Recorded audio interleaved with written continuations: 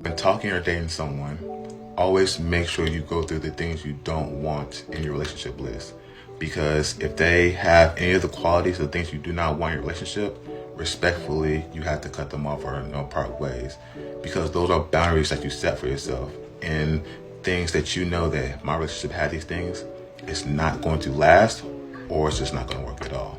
And a lot of times we'll look at our do list and they'll have more do's than don'ts. And we're like, oh, well, the do's outweigh the don'ts, so everything's going to be okay. But later on, you end up breaking up because of the don'ts that they had on your list.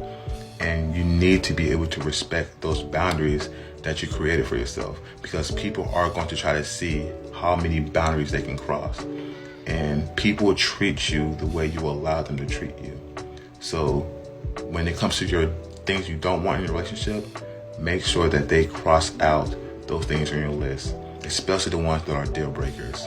Because if you do not, that means you're ignoring a red flag. And I get it, you want someone to like you, or you want this, or you really like this person, you want it to work out, so you try to might compromise and sacrifice that. But reality is you don't need to do that, because if you do, I promise later on, it's going to be an issue in a relationship.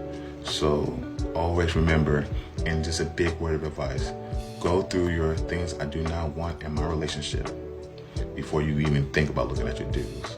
Respect your boundaries, because if you don't respect your own boundaries, they're not going to respect it.